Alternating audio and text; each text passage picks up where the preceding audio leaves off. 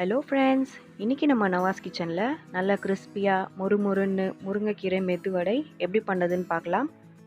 இதில் அயன் சத்துக்கள் அதிகமாக இருக்கிறனால நல்லா ஹெல்த்தி ஃபுட்டும் கூட. குழந்தைகள் கீரைனாலே சாப்பிடவே மாட்டாங்க. இந்த மாதிரி முறுமுறுன்னு முருங்கைக்கீரை மெது வடை செஞ்சு கொடுங்க, ரொம்ப விரும்பி சாப்பிடுவாங்க. அயன் சத்து நம்ம உடலுக்கு மிக மிக அவசியங்க. சரி, வீடியோக்குள்ளே போகிறதுக்கு முன்னாடி நம்ம நவாஸ் கிச்சனை சப்ஸ்கிரைப் பண்ணுங்கள்.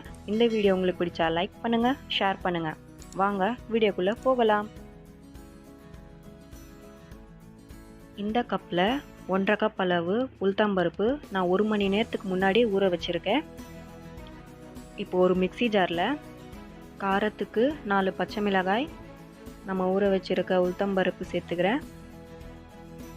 கொஞ்சமாக மிளகு சேர்த்துக்குங்க. உப்பு தேவையான அளவு சேர்த்து கொஞ்சம் கொஞ்சமாக தண்ணி சேர்த்து நல்லா அரைச்சி எடுத்துக்குங்க. அதிகமாக தண்ணி சேர்க்காதீங்க. பாருங்கள், இந்த பதத்துக்கு அரைச்சி எடுத்துக்குங்க. இப்போ இதில் 1/4 டீஸ்பூனுக்கும் குறைவாக சோடா மாவு சேர்த்துக்குங்க. இப்போது 2 பெரிய வெங்காயம் நல்லா பொடி பொடியாக கட் பண்ணி எடுத்துக்குங்க. கருவேப்பிலை கொஞ்சம் பொடியாக கட் பண்ணி எடுத்துக்குங்க. 1 கப் அளவு முருங்கைக்கீரை எடுத்துருக்கேன். இப்போது நம்ம கட் பண்ணி வச்சுருக்க எல்லாத்தையும் மாவில் சேர்த்து நல்லா கலந்து விடுங்க. இதில் அரிசி மாவுலாம் சேர்க்க போகிறதில்ல, வெறும் நான் சொன்ன இன்க்ரீடியன்ட்ஸ் வச்சே நீங்கள் வடை செஞ்சிங்கன்னா நல்லா கிறிஸ்பியாக வரும். அதே மாதிரி பச்சை மிளகாயை நம்ம முன்னாடியே மாவில் அரைச்சனால பயம் இல்லாமல் குழந்தைகளுக்கு இந்த மாதிரி முருங்கைக்கீரை மெது வடை செஞ்சு கொடுக்கலாம். அவ்வளோதான், நம்ம முருங்கைக்கீரை மெது வடைக்கு மாவு ரெடி ஆகிடுச்சு. இப்போது பொரிக்கிறதுக்கு தேவையான அளவு எண்ணெய் சூடு பண்ணிக்கோங்க. எண்ணெய் நல்லா காஞ்சதும் இந்த மாதிரி கொஞ்சம் கொஞ்சமாக மாவு எடுத்து நடுவில் லைட்டாக ஓட்டை போட்டு எண்ணெயில் மெதுவாக சேர்த்துக்குங்க. வடை பொரிஞ்சு மேலே வரும்போது நீங்கள் மெதுவாக கரண்டியை வச்சு திருப்பி விடுங்க. நீங்கள் மாவில் தண்ணி அதிகமாக சேர்த்து அரைச்சிங்கன்னா வடை நல்லா வராது. இப்போ பாருங்கள், வடை நல்லா கிறிஸ்பியாக வந்திருக்கு.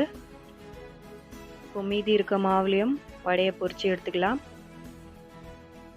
நீங்கள் வடை செய்யும்போது அதோட ஷேப்பே வரல அப்படின்னிங்கன்னா கையை லைட்டாக தண்ணியில் நனைச்சிட்டு கொஞ்சமாக மாவு எடுத்து இந்த மாதிரி உருண்டையாக பிடிச்சி லைட்டாக நடுவில் ஓட்டை போட்டு நீங்கள் எண்ணெயில் சேர்த்துக்கலாம்.